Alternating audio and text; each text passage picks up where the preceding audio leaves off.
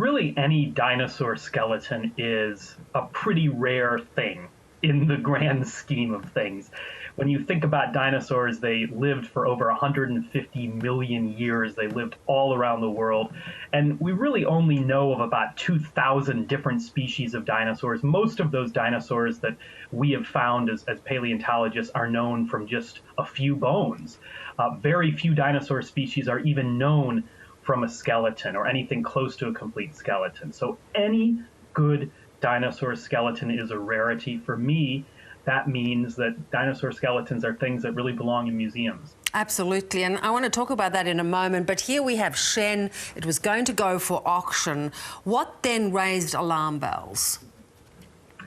I've just been following the news like many people. I don't know all the details, but I know that it was pulled from auction, and it was pulled from auction not because of any legal issue with the fossil bones themselves, but apparently because only some of the bones are fossils, which we knew, but a lot of the other bones were filled in with copies that were taken from another T-Rex skeleton. And that skeleton belonged to other people, and there were copyright issues and intellectual property issues. So from what I understand, the auction was pulled just to be on the safe side. It seems like most of the different parties agree on that. And I think, I mean, I'm not a lawyer, I don't know, but it seems to be a wise move because there's a lot of issues with this one. Yeah, but from what you said at the start, it would be very unusual to have a dinosaur skeleton complete without some form of replica bones.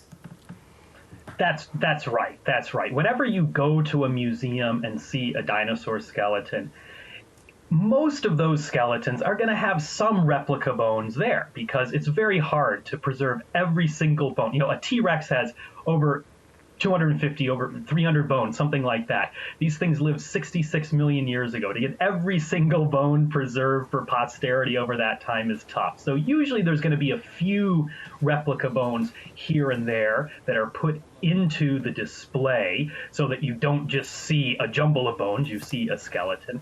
But, you know, good museums are upfront about that. And the issue here seems to be that something was up for sale for a lot of money, and the way that those replica bones were put into the skeleton with the real bones just wasn't done in a very transparent way. And frankly, we see a lot of this with fossil auctions. These things are all the rage now. There seems to be some kind of fad in the world of elite collectors. A lot of dinosaur skeletons have gone up for auction.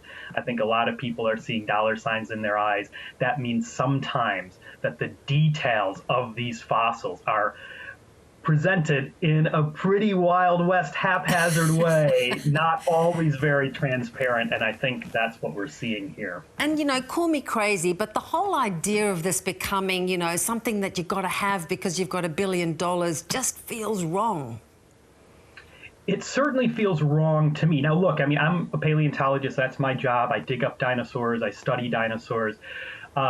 I get it. I understand why people want to own dinosaurs, why you might want a dinosaur in your living room, in your basement, wherever. I mean, they're cool. They're awesome. So many of us get into science because we are awed by the majesty of these enormous creatures that lived millions of years ago.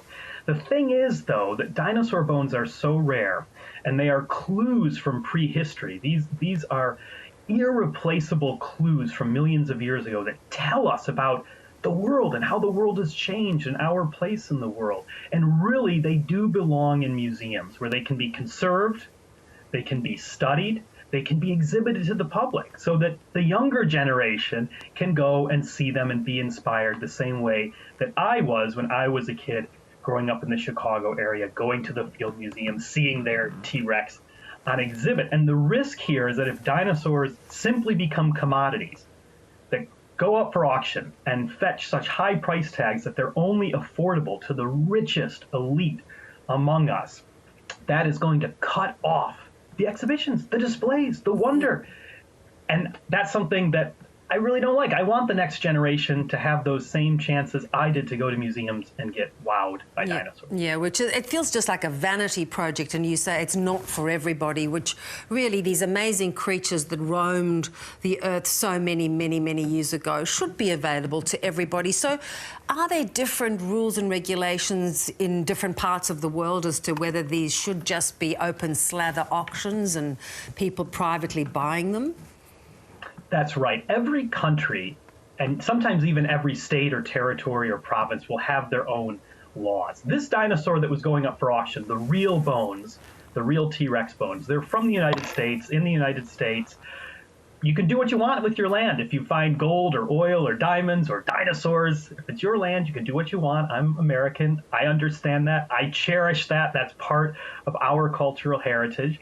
There are other countries, though, like China, Mongolia, Brazil, for instance, that have much stricter fossil laws. And if you see dinosaurs from China or Brazil or Mongolia up for auction, there's a very good chance that that is illegal. So there is a black market trade in dinosaurs. That's different from the legitimate legal auctions like this one. So there are two issues. The black market stuff, that's always wrong. Anytime laws are being broken, I mean, everybody has to speak out against that. Auctions like these American T-Rexes, they are legal, but are they the most ethical, moral thing to do with limited fossils?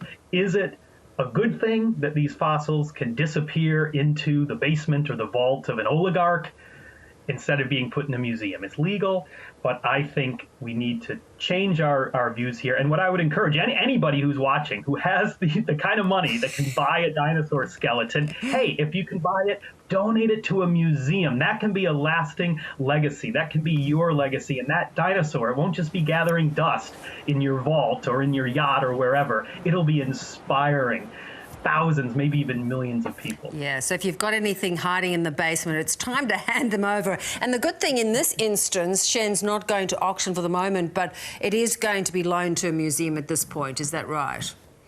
I'm not sure, actually. I don't know for sure. I've seen different reports on things. I hope that's the case.